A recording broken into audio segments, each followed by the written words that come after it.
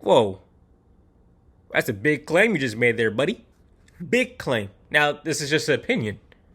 My opinion is that Daredevil is the greatest superhero to walk this planet. Now, since it's my opinion, it's motherfucking factual. So just sit down and listen, alright? You already clicked on the video. Now, he's not Spider-Man, he's not Batman, he's not Superman. But that's why I love him so much. Now, it didn't start in the average place. It didn't start in the comic book shop. It didn't start on a cartoon, or it didn't start on Netflix or the new Disney series. It didn't start there. It started simply with Marvel Nemesis. Now, if you know what Marvel Nemesis is, you're goated. But it was a very trash game on the GameCube. It was a fighting game, right? My cousin always picked Spider-Man. He's going to run Spider-Man down to the dirt, okay? And you fight on top of the Daily Bugle. You could take the letters off the Daily Bugle. It was gas, bro. It was such a trash game, but it was so good. But then there was this character, all dressed in red, with his little horns, who did the same swinging animation. I'm like, you know what? This guy's pretty dope, too. This guy's pretty dope. And then Marvel Alliance comes out. I'm looking at the roster. Hey, yo, who the fuck is that guy? And there he is again. Dressed in red, the double D's on his chest, and the little horns. I'm like, damn. There's something about this motherfucker. You know, I can see why all the females in Daredevil want to fuck this dude. Because I'm just like, bro, there's something about him. There's something about him. It just gets me. It gets me. Now, you're probably thinking, dude, you're just riding off a high. You know, the new Netflix one the new Daredevil one just ended. So you're like, you know, you got the recency bias. And it's like, brother, no. It's like a dick. All right. That ain't it. Is it great? Yes. That's not the reason why I love Daredevil. The main reason is the certain character developments he go through in his story. And it all started for me in Atlanta, going to a comic book shop in the city. And, you know, you got those big cardboard boxes. And from my experience of the video games and seeing him inside the video games, there was also the Marvel animated Spider-Man cartoon back when we were real little. Spider-Man had to fight Kingpin in Hell's Kitchen. And all of a sudden, this same guy shows up dressed in red, horns. I'm like, yo, that's the guy right there. That's the guy I be telling y'all. Now, to be fair, I'm a lonely child, so I'm talking to the demons in my head. But I'm like, yo, that's the boy I'm talking about. Ain't you listening? So I'm like, all right, remember his name. So we go to the comic book shop. And, you know, big cardboard bins, Spider-Man, Batman. They got major tubs. They got the little filing cabinet names. You got swift through it. And it's like, man, where A, B, C, D? I'm at D. All right. Swift through it. And Daredevil has this tiny section that had like 2 books in it. I'm like, all right, fuck it. I grabbed it, read it, had a great time. They weren't great. They're incomplete series, so, you know, you read a 5-page, 6-page snippet and call it a day. But so I went to the completed series the next time. Daredevil had this one slip. I'm like, bet that. Grabbed it. Daredevil Born Again. I'm like, all right. It's a dope ass title. Had a dope ass cover. I'm like, this is it. And then I start reading it. To give you some perspective, I'm only like 10, 11, maybe even 12, but it's usually 11. And I'm reading it. And I'm like, I don't understand anything that's going on, because it's giving me themes that I've never seen in a superhero comic book before. Especially at my age. I've never seen any of this in my life. Now, if you don't know Born Again, Netflix did an adaptation of it. The new Disney Plus one's kind of doing an adaptation of it. But it starts off with Kingpin selling crack to Karen. And her giving her the identity of Daredevil. And it's like, what's crack? But at the same time, it's like, yo, this is like the love interest addicted to drugs giving away the identity of her lover. It was the wildest concept to me. So you kind of think, all right, Kingpin then makes this guy's living hell, right? I'm not trying to get into the story of Born Again. This is not that video. But it had themes in the story and benchmarks for the character that made me think, all right, this guy is not the same hero as a lot of these Marvel and DC characters. He's just on a different axis. He's like an A tier character or S tier character, but like a B level region. Like you could tell the corporates of Marvel don't put their hands in it because he's not that popular. But at the same time, his development and story themes and characteristics are S tier as a Spider-Man. So, as you know, in the comic book world, a lot of Marvel execs kind of deep their hands into storytelling because they want a certain theme to play out for Spider-Man, which is why his comics can get a little muddy or inconsistent. But for Daredevil, he has some of the best stretches of storytelling ever. Now, for him, on a personal aspect, his dad was a boxer. You know, he comes home beat and bruising. He keeps getting fucked up, but he keeps getting back up. He keeps telling him a life lesson for Matt. Hey, man, no matter how much we get beat the fuck out of, we're Murdochs, we get back up. Now, for me, on a personal aspect, my dad isn't a boxer, but he had a line of work where every home he would lay on the floor and be broken. Just back, neck, whatever. Completely exhausted, completely broken. And then the next day, he gets up and does it again. He did that for years. Pretty much my whole life until recently. So it's like, I had that common feeling where it was like, all right, no matter how broken I am, I have to get back up. And that's why I look at Daredevil. Now, Daredevil kind of takes it in a sadistic approach where it's like, oh, I'm in pain. I get to lock in now. You know, all right, I just broke my arm. Oh, now I'm really going to fuck you up. He's a little psychopath. He likes the pain. And to be fair, I've gotten that at times too. You know, I twist my ankle in basketball. I'm like, oh, now I really get to lock in. Right? Psychotic a little bit. It's cool. But it's that life lesson where it's like, dude, you could get trashed all the time, but you get back up. And that's the same appeal for Spider-Man and Batman. You know, every day they come home from night, they get beat the shit out of, and they put the mask on back again, and they go out and do it again. That's what makes those characters appealing. But what makes Daredevil so different is the mental toll, because he doesn't have these insane powers. You know, Batman, he's a sick fuck. So you don't really get to see his mental side a lot. You just know he's a sick fuck. For Daredevil, at the end of the day, he's a Catholic man dressed as the devil and blind, beating up people. And every decision he makes, every hero or villain he meets goes against his religion. Every action he does goes against religion.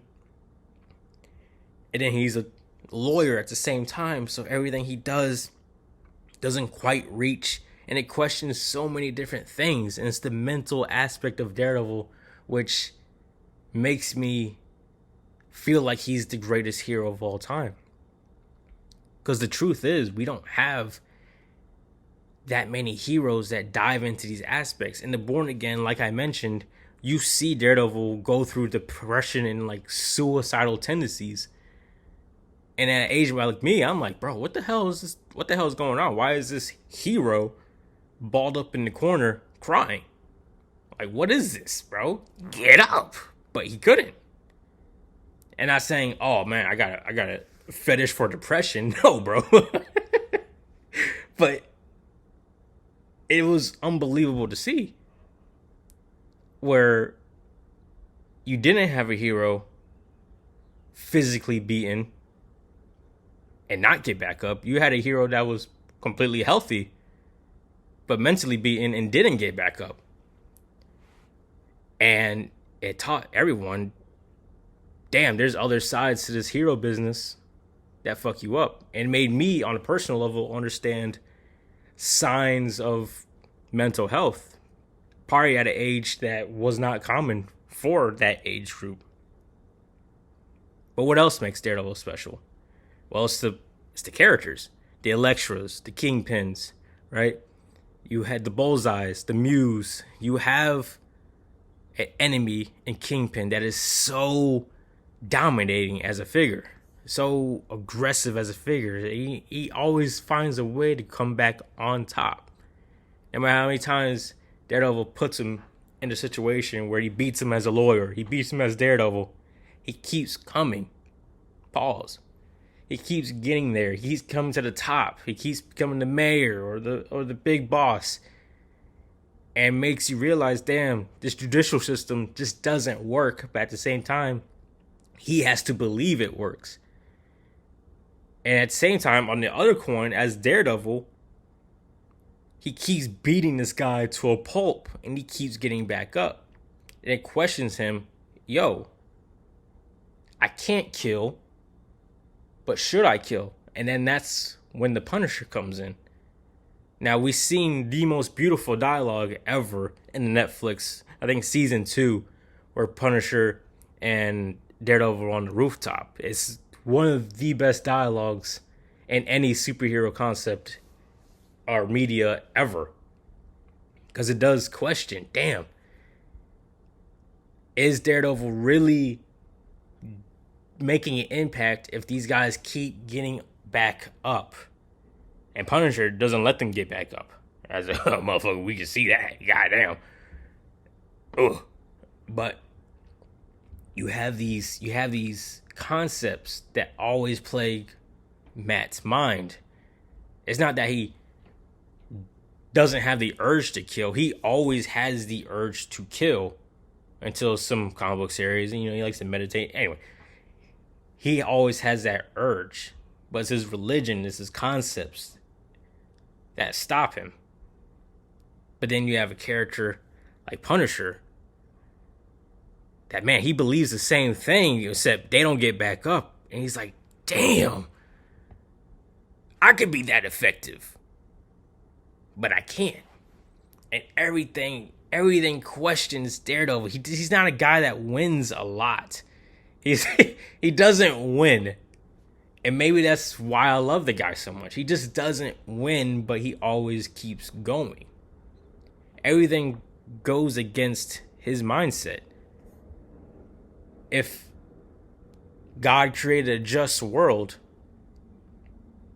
then these sinners, these villains, would have a proper punishment, but they never do. So now Daredevil has to question, well, man, is God creating a just world, or did he make the Daredevil to make it a just world? And it's always that concepts that plague his mind. And it's a beautiful thing to see.